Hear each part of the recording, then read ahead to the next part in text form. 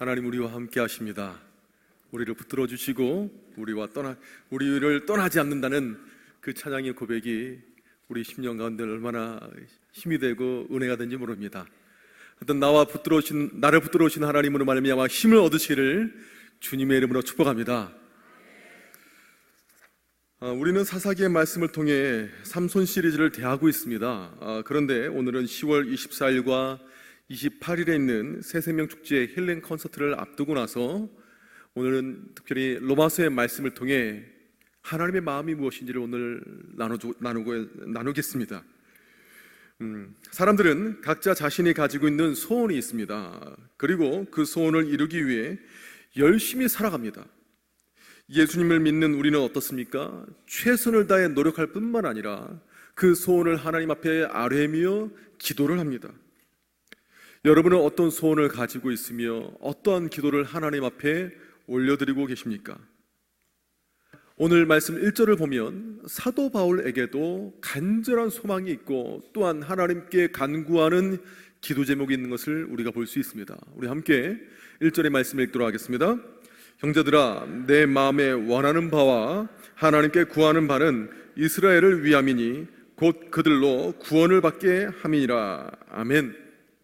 사도 바울의 심령 가운데는 자신의 마음에 원하는 바와 자신이 하나님께 구하는 바가 있다라고 말을 합니다. 여기에서 원하는 바는 그 헬라어로 볼 때 갈망하다 혹은 소원이라고 번역할 수 있습니다. 그래서 영어 성경을 보면 내 심령에 갈망이 있다라고 번역을 합니다. 여러분, 갈망이라는 것이 무엇입니까? 간절하게 애타게 바라는 것 아니겠습니까? 사도 바울에게 간절하게 바라고 애타는 것, 바라는 것이 있다라는 거예요. 그리고 그 갈망을, 소원을 하나님 앞에 기도하며 나갑니다. 그래서 오늘 말씀 보면 하나님께 구하는 바가 있다. 다시 말해서 이 말은 하나님께 내가 간절히 구한다라고 표현하고 있는 것입니다. 여러분, 무엇이길래 사도 바울의 마음을 그렇게 간절하게 갈망을 하게 만들고 하나님 앞에 구하게 하는 것이겠습니까? 그것은 바로 이스라엘의 구원이었습니다. 내 동포, 내 동족, 내 형제 자매가 하나님의 사람으로 살아가는 것, 이것을 그의 심령 가운데 심겨진 소원이고 갈망이고 구하는 간구의 제목이었습니다. 사랑하는 성도 여러분, 우리의 소원과 우리의 간구의 내용은 무엇입니까? 때로는 우리가 말씀을 볼 때 내가 마음속에 품는 소원과 간구의 제목과 성경에서 나오는 성경 인물과는 좀 간격이 있을 때가 있지 않습니까? 심지어 사도 바울은 자신의 마음의 상태를 이렇게 표현합니다. 로마서 9장 1절에서 3절까지 말씀을 우리 함께 읽습니다. 내가 그리스도 안에서 참말을 하고 거짓말을 아니하노라. 나에게 큰 근심이 있는 것과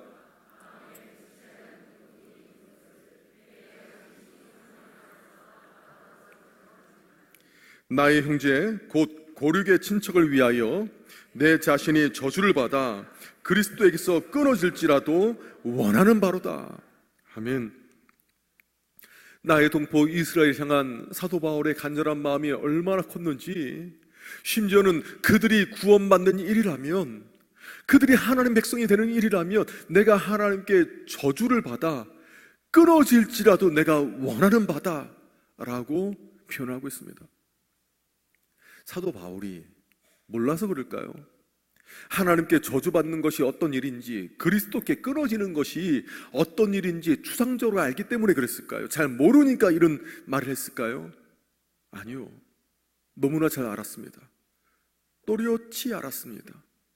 그러나 이 하나님을 모르고 살아가는 삶의 그 결말이 어떤 일을 더더욱 너무나 잘 알기 때문에 내가 하나님께 저주를 받는다 하는 일이 있다 할지라도, 그리스도께 끊어지는 일이 있다 할지라도 그것을 원하는 거예요. 여러분, 사도 바울의 이런 마음을 무엇으로 표현할 수 있을까? 말씀을 증거하다 묵상을 했습니다. 이 사람을 구원하기 위해 내가 저주를 받고 내가 끊어져도 내가 그 사람 구하기를 원한다. 부모의 마음 아니겠습니까? 특히 자녀를 잃은 그 부모의 마음이 이와 같지 않겠습니까? 여러분, 우리가 가끔 거리를 지나다 보면 자녀를 잃어버린 부모님이 전단지를 들고 곳곳에 돌리는 것을 볼 수 있습니다. 그 전단지를 받아보면 그 안에 잃어버린 자녀의 사진, 이름, 나이, 그리고 특징, 언제 잃어버렸는지 그 부분이 기록이 되어 정말 이 전단지를 가지고 애절한 마음으로 동분서주하는 그 부모님의 모습을 여러분 본 적이 있으시죠? 저도 예전에 본 적이 있습니다. 얼마나 애타는 마음으로 버스 정류장에서 돌리고 사거리에서 돌리고 길거리에서 돌리고 사람 지나는 사람마다 허리를 굽혀가며 눈을 맞추며 돌리는 그 부모님의 애타는 그 마음을 본 적이 있습니다. 가만히 보니까 저랑 나이대가 비슷한 것처럼 보이는 거예요.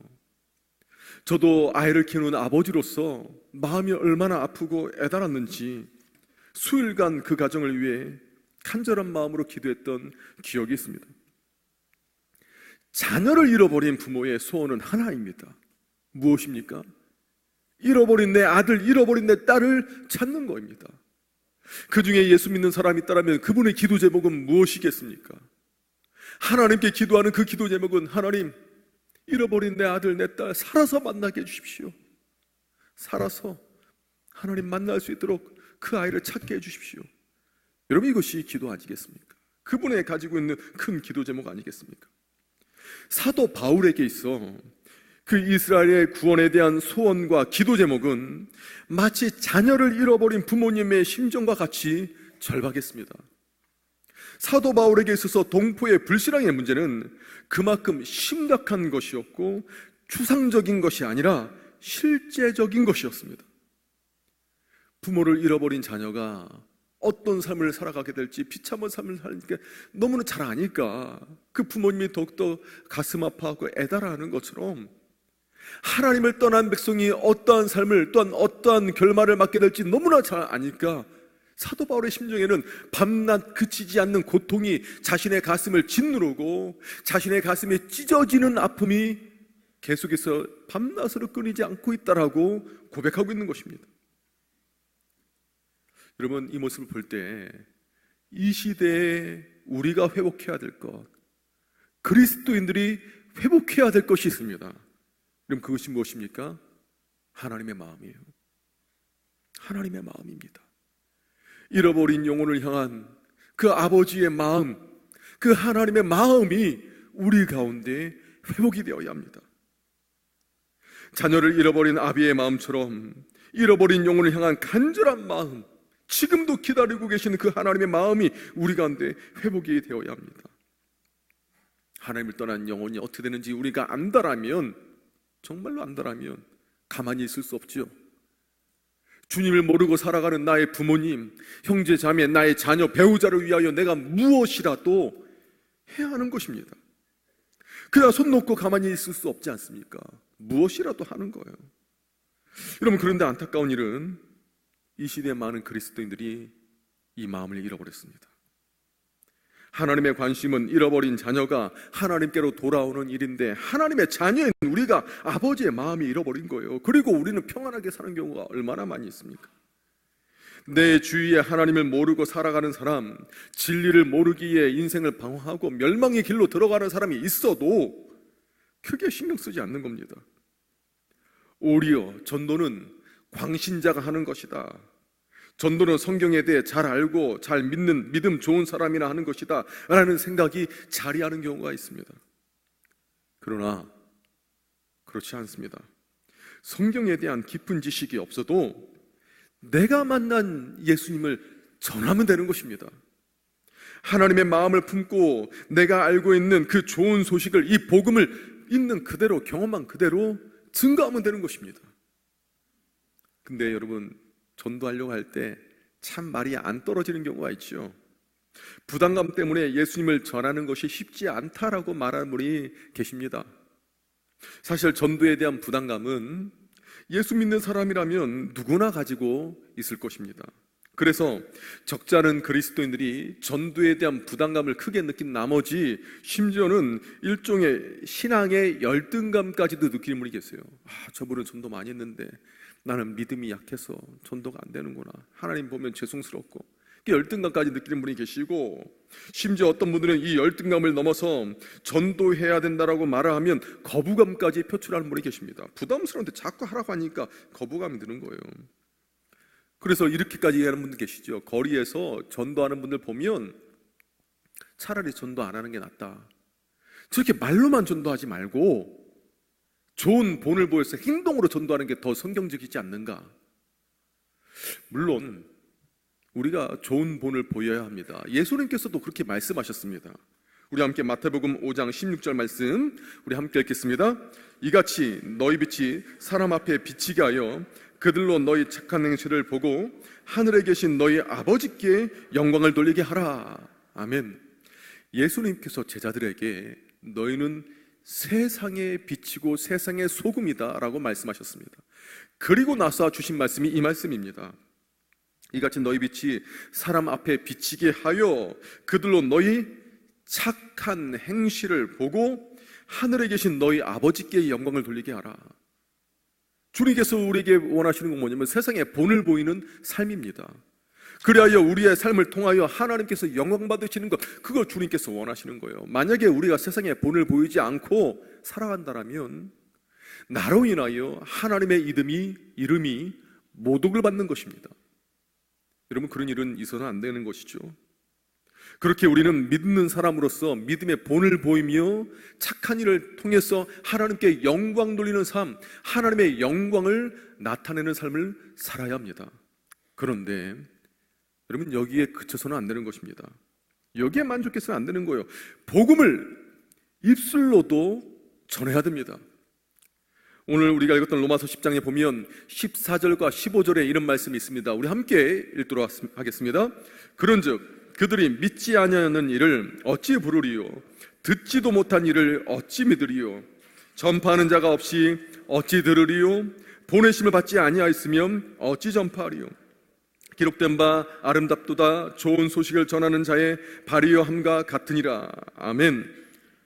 14절을 보면 무엇이라고 기록되어 있습니까? 전파하는 자가 없이 어찌 들으리요? 복음을 선포하지 않으면 복음을 들을 수가 없습니다.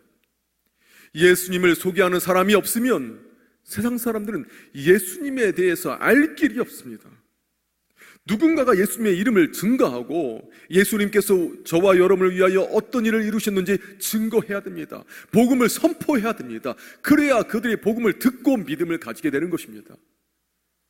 그래서 17절의 말씀을 보면 이렇게 말씀하고 있습니다. 우리 함께 읽습니다. 그러므로 믿음은 들음에서 나며 들음은 그리스도의 말씀으로 말미암았느니라. 아멘. 믿음은 들음에서 납니다. 우리가 복음을 전할 때 듣는 사람이 생기고 그 듣는 사람 중에 예수님을 나의 구주로 인격적으로 영접하는 믿음의 사람이 나오는 것입니다. 우리는 선한 행동으로도 삶의 본을 보여야겠지만 더더욱 우리의 입술로 복음을 선포함으로 예수님을 증거하는 삶, 세상 사람들 가운데 하나님이 어떤 일을 이루셨는지 우리가 소개하는 삶을 살아야 합니다. 세상 사람들은 우리를 통하여, 우리의 선한 일을 통하여 하나님이 참 좋은 분이다라는 것을 알 수 있을지 몰라도 그 하나님이 우리를 어떻게 구원하시는지 그 부분을 잘 모르는 사람이 너무나 많이 있어요. 어렴풋하게 예수님에 대해 그 이름은 들은 적이 있지만 잘 모르는 거예요. 그러니까 우리가 가서 들려주어야 하는 것입니다. 오늘 말씀을 묵상하면서 이 바울이 가지고 있는 이 간절한 소원, 그러니까 하나님 마음이 있으니까 이 간절하게 되고 움직이게 되고 복음을 증거하게 되는 거예요. 그런데 이 마음이 누구의 마음과 또 일치하게 되냐? 자녀를 잃은 부모님의 마음과 일치하지만 다시금 보게 되면 하나님의 마음과 일치하는 것을 볼 수 있습니다. 하나님께서는 우리를 구원하기 위하여 하나밖에 없는 아들까지 죽이셨습니다. 그러한 희생을 치르고서라도 우리를 구원하셨습니다. 사도 바울에게 지금 예수님의 마음이 있습니다. 내 동족 이스라엘을 구원하기만 한다면, 그들이 하나님 백성이 되기만 한다면 내가 하나님께 저주를 받아도 그리스도께 끊어져도 나는 원하는 바로다. 예수님의 십자가 사건을 보십시오. 예수님의 십자가는 하나님께 저주를 받는 곳입니다. 하나님께 진노를 받았던 곳입니다. 그리하여 하나님의 외면을, 하나님께 끊어지는 아픔을 경험했던 것입니다. 그럼에도 불구하고 예수님께서는 여러분과 저를 살리기 위하여 십자가의 죽음을 묵묵히 걸어가셨습니다. 내가 하나님께 진노를 받아야 되는데 예수님께서 대신 진노 받으신 거예요. 내가 하나님께 내 죄값을 받고 저주를 받아야 되는데 내 죄값을 대신 지시고 예수님께서 대신 하나님께 저주를 받았습니다. 내가 죽어야 하는데 예수님께서 죽으셨습니다. 여러분, 그렇게 얻은 생명이 여러분과 저입니다. 하나님께 버림받더라도 구원하기 위한 예수님의 이 마음이 지금 사도 바울에게도 간절하게 있는 거예요. 사랑하는 성도 여러분, 여러분에게는 이 마음이 있습니까? 여러분의 마음에 이런 하나님의 마음이 있습니까? 만약에 우리가 그 마음을 잃어버렸다면, 영혼 구원에 대한 간절한 마음을 회복하는, 하나님의 마음을 회복하는 여러분과 제가 되기를 주님의 이름으로 축복합니다. 두 번째로 우리가 말씀을 통해서 회복해야 될 것이 있습니다. 그건 뭐냐면, 한번 따라하겠습니다. 영혼 사랑하는 마음을 회복하라. 여러분, 이 시대에 점점 더 잃어버리는 가치가 있다면 그것은 바로 사랑입니다. 사랑. 진정한 사랑을 찾아보기 힘든 시대가 되었습니다. 여러분, 이렇게 시대가 사랑을 잃어가면 잃어갈수록 우리는 더더욱 사랑의 사람이 되어야 됩니다. 사랑의 사도가 되어야 됩니다. 그래서 우리를 통하여 하나님의 사랑이 드러나야 됩니다. 하나님께서도 우리에게 원하신 것이 이겁니다. 너희가 서로 사랑하면 이로써 세상이 너희가 내 제자인 줄 안다라는 거예요. 나의 사람인 줄 안다라는 거예요. 여러분, 이 시대에 정말로 중요한 가치가 바로 사랑 아닙니까? 성경을 보면 하나님의 귀한 성품도 속성도 사랑이에요. 그래서 보면 하나님은 사랑이시라.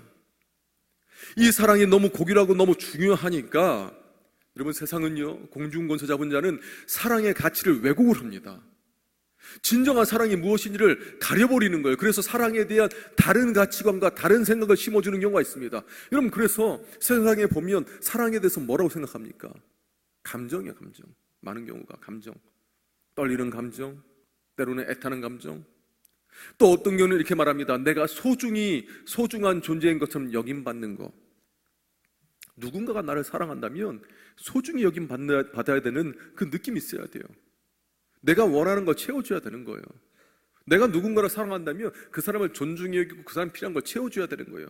물론 여러분, 사랑하는 데는 이런 모습이 필요합니다. 그런데 핵심은 아닙니다. 세상에서는 그 하나님께서 하나님의 사랑이시다는 그 진정한 사랑의 성품을 알 길이 없어요. 여러분, 사랑이 뭡니까? 우리가 사랑을 잘 안다 하지만 사랑만큼 추상적으로 모호하게 아는 개념도 별로 없는데, 말씀을 보게 되면 그 사랑이 무엇인지 핵심을 우리가 알 수 있는 구절이 있습니다. 요한복음 11장 5절과 6절을 보면 이렇게 기록되어 있습니다. 우리 함께 읽습니다. 예수께서 본래 마르다와 그 동생과 나사로를 사랑하시더니 형제 나사로가 병들었다함을 들으시고 그 계시던 곳에 이틀을 더 유하시고. 아멘. 예수님께서 사랑한 사람이 있었지요. 예, 말씀 보면 마르다와 그 동생 마리아입니다. 그리고 나사로를 사랑하셨어요.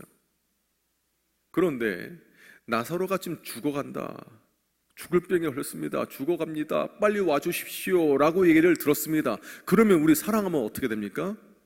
달려가야 돼요. 사랑하면 모든 걸 제쳐두고 달려가야 됩니다. 그런데 말씀 보면 그 계시던 곳에 이틀을 더 머무르시는 거예요.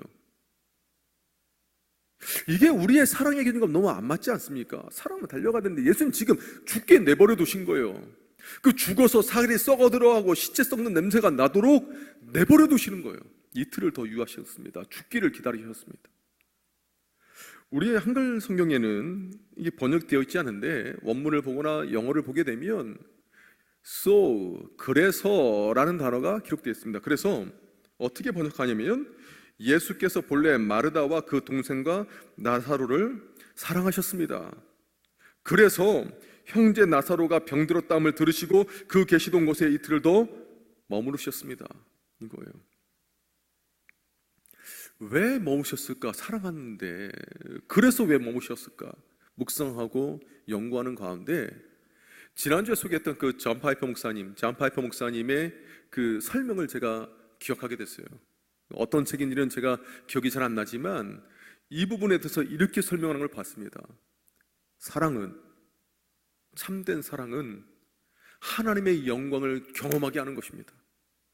그 사람이 하나님 만나게 하는 것, 하나님의 임재하심 가운데 하나님의 영광을 경험하게 하는 것이 최고의 사랑입니다. 여러분, 정말 그렇지 않습니까? 오늘 말씀도 예수님께서 왜 나사로의 죽음을 기다리겠습니까? 하나님의 손길을 경험하게 하기 위해요. 하나님의 영광을 경험하게 하기 위함입니다. 하나님께서 지금 죽은 나를 다시금 살리신 그 하나님을 만나 실질적으로 하나님 살아계시다라는 것을 그의 삶으로 체험할 수 있도록 주님께서 예비해 놓으신 것입니다. 여러분, 진짜 사랑은 바로 이것입니다. 우리 주변에 불신자가 있다면 그 사람에게 제일 필요한 것이 무엇일까요? 그 사람에게 있어서 가장 필요하고 가장 시급한 것이 무엇일까요?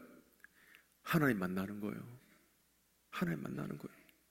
하나님 만나 하나님의 백성으로 살아가고 내가 이 땅에서 눈을 감고 죽는다 할지라도 나사로가 경험한 것처럼 그 예고편으로 미리 보여준 것처럼 우리의 육신이 부활하여 하나님을 만나게 되는 것, 하나님의 영광을 보게 하는 것, 이것을 인도하는 것, 이것이 바로 사랑입니다.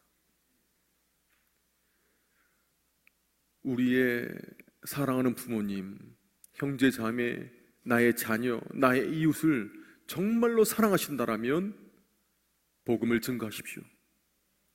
하나님을 만나게 하십시오. 이것이 참 사랑입니다. 사도 바울이 자신의 동족을 위한 이런 안타까운 마음을 갖게 된 것도 자신의 민족을 사랑했기 때문입니다. 사랑하기에 이스라엘의 구원이라는 간절한 소망을 가지게 되었고, 사랑하기에 그들의 영혼 구원을 위하여 하나님께 간절히 기도했던 것입니다. 여러분, 이 시대에 많은 그리스도인들이 회복해야 될 것이 무엇입니까? 우리가 회복해야 될 진정한 가치가 무엇입니까? 바로 참 사랑입니다. 사랑하는 성도 여러분, 여러분은 진정 여러분의 형제와 자매를 사랑하십니까? 여러분의 부모님과 여러분의 이웃을, 자녀를 진정 사랑하십니까? 그렇다면 그들에게 가서 복음을 증거하십시오. 그들에게 필요한 가장 중요한 그 만남, 하나님을 만나게 하십시오. 사랑하면 간절해집니다. 사랑하면 움직이게 됩니다. 그러한 사랑을 회복하기를 주님의 이름으로 축복합니다. 마지막으로 오늘 우리 말씀을 통해 우리가 반드시 알아야 될 것이 있습니다. 함께 읽겠습니다. 복음을 알라. 복음을 아는 거예요.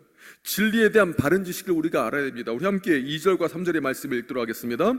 내가 증언하노니 그들이 하나님께 열심히 있으나 올바른 지식을 따른 것이 아니니라.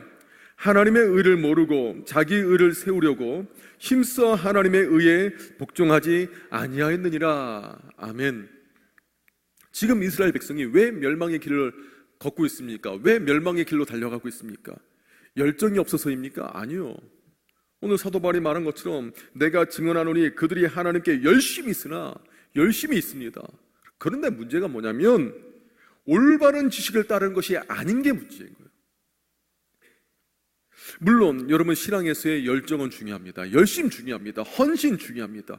여러분 이것이 우리의 신앙을 꽃피웁니다. 그래서 성경에도 보면 열심을 내라, 힘을 내라라고 우리에게 명령하십니다. 그런데 중요한 게 그것이 바른 지식 위에 세워져야 되는 거예요.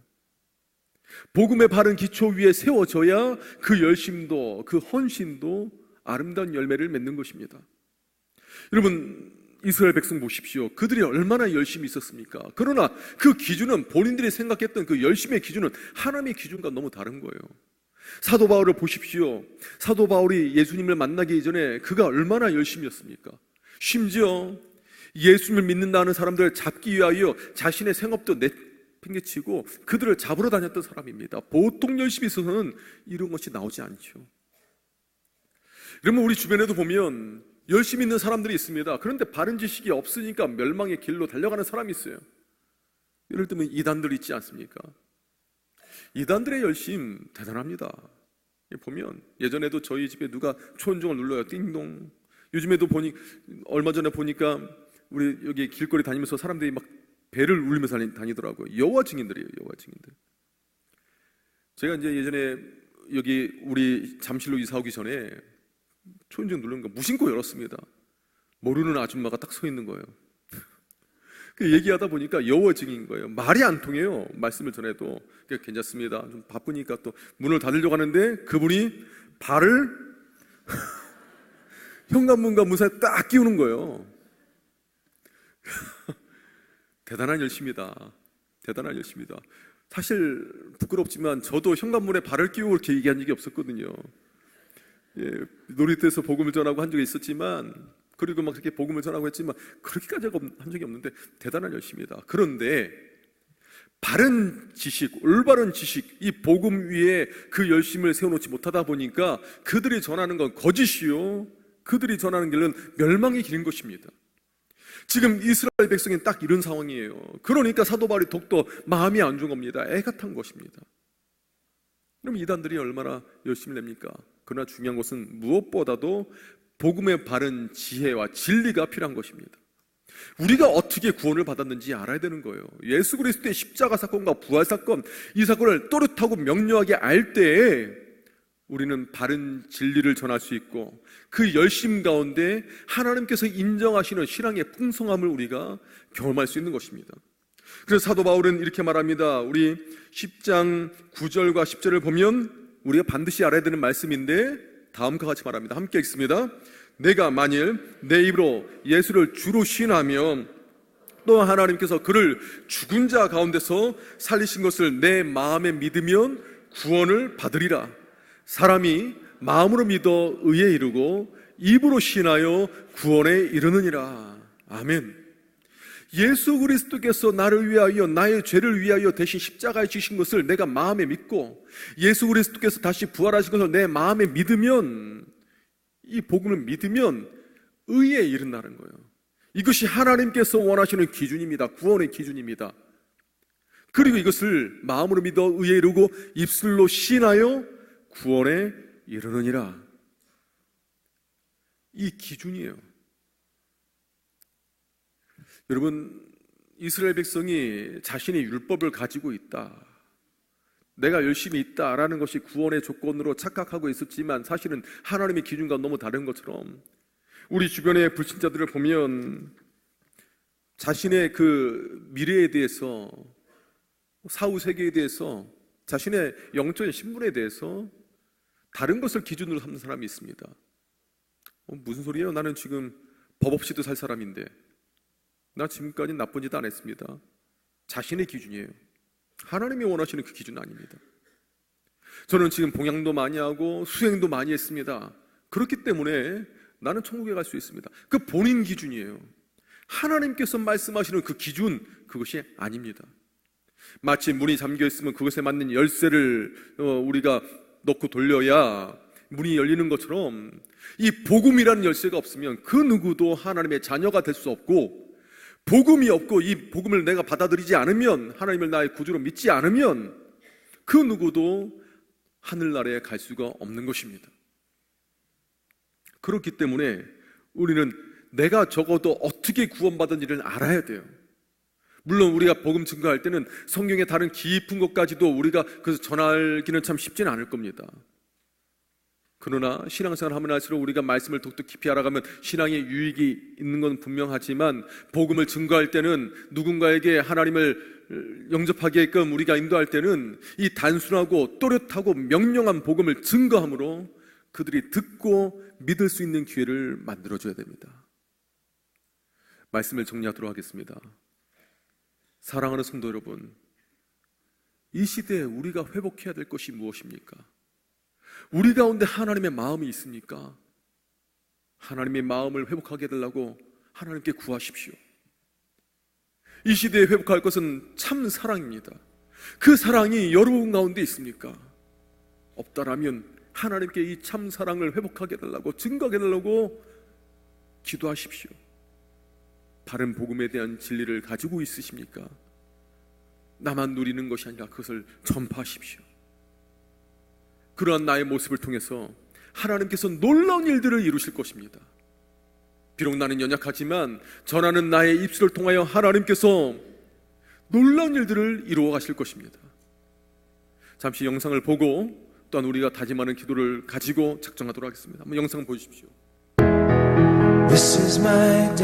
1855년 보스턴에 있는 마운트 버논 교회 안에 에드워드 킴볼이라는 주일학교 교사의 눈물 어린 기도가 울려 퍼졌습니다.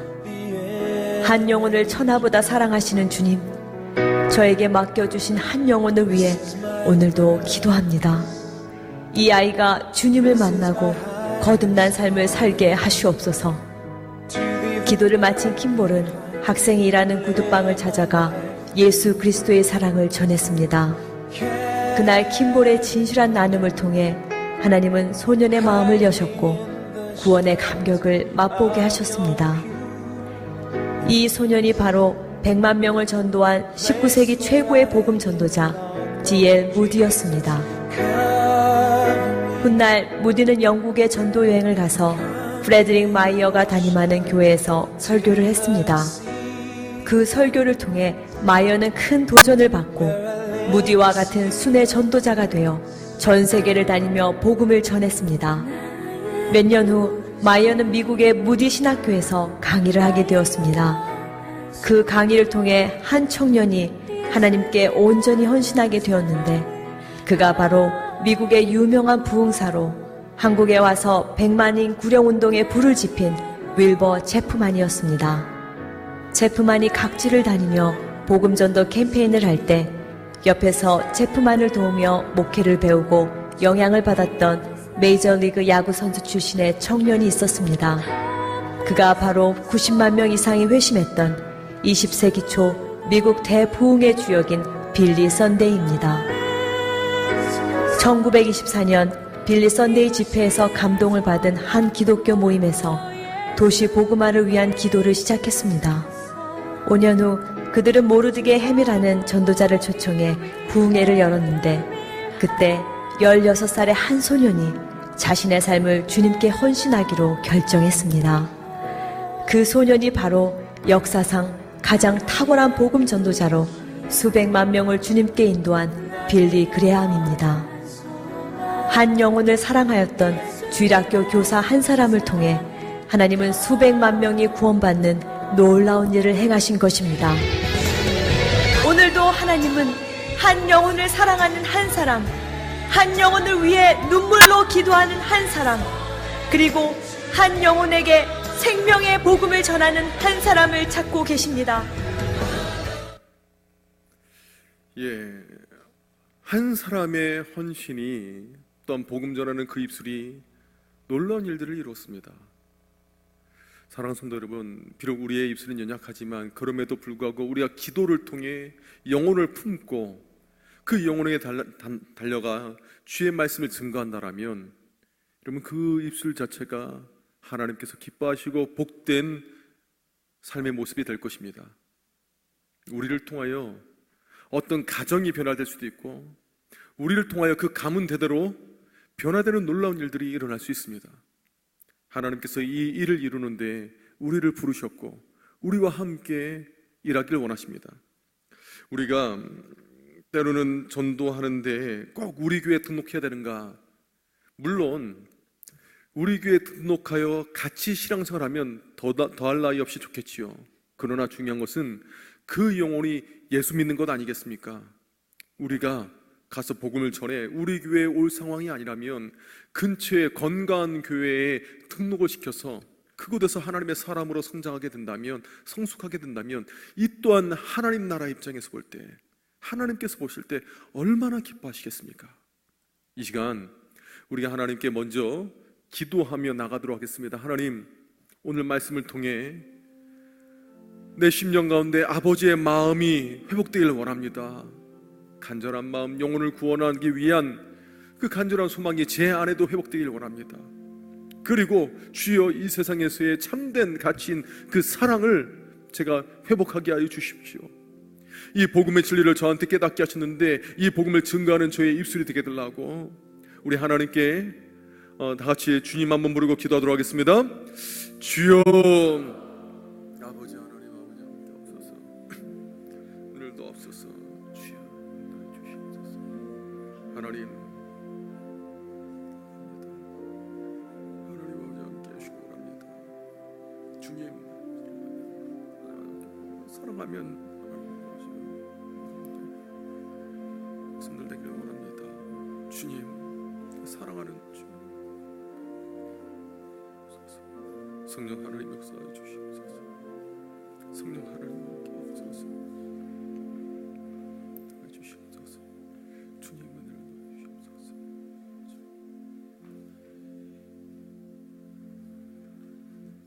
하나님 아버지 감사합니다. 오늘 말씀을 통하여 우리의 심령 가운데 하나님의 마음, 아버지의 마음이 회복되어야 함을 보게 되었습니다.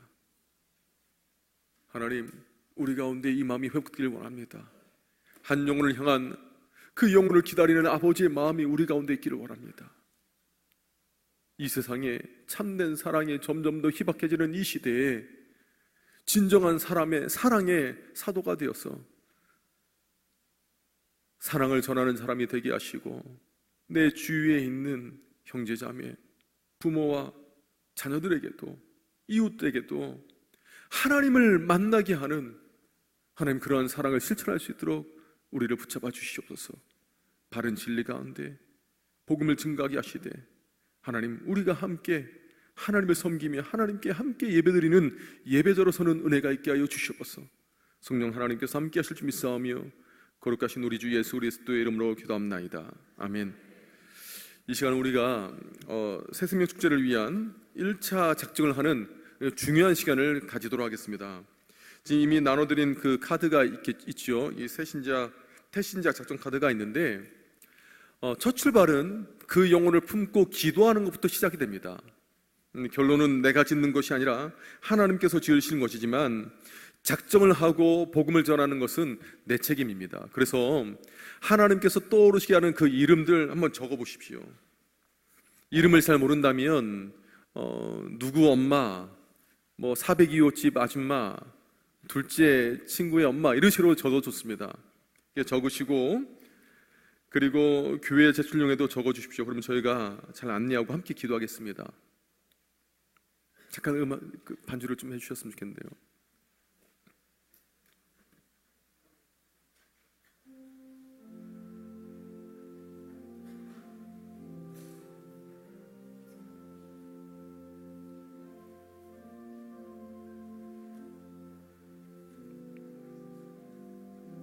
믿음으로 이름을 기록해 보시고요. 중요한 것은 이분들을 가슴에 품고 기도로 시작하는 것입니다. 기도로.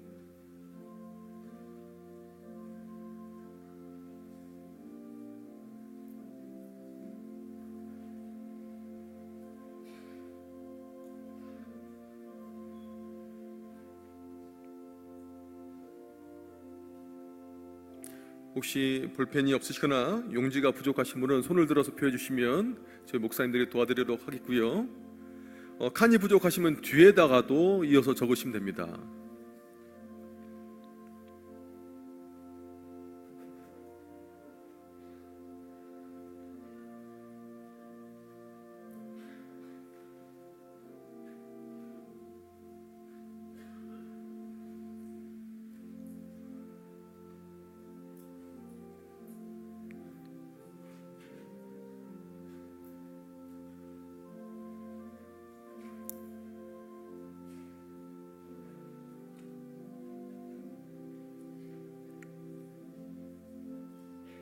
그리고 다 기록하셨으면 우리 목사님들에게 제출해 주시면 되겠습니다.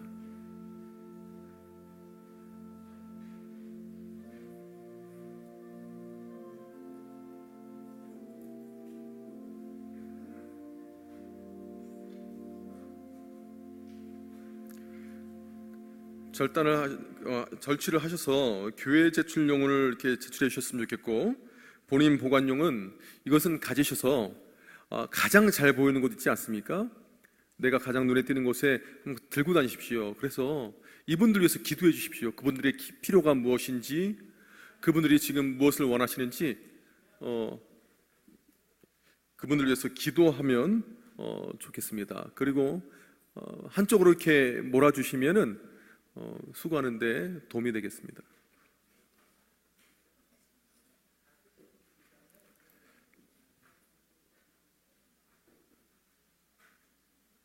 자, 혹시 지금 작정하지 못하신 분은 다음 주에 또 2차 작정이 있는데요. 그때 기도로서 준비하셔서 한번 우리가 복음을 증거하는데 도전을 했으면 좋겠고요. 그리고 영혼 구원의 큰 기쁨을 함께 누렸으면 좋겠습니다. 이제 우리 다 같이 일어나셔서 만약에 못 내신 분 계시면 뒤에 가시면서 목사님한테 이걸 내주시면 되고요. 다 같이 일어나셔서 찬송가 505장 찬양하도록 하겠습니다.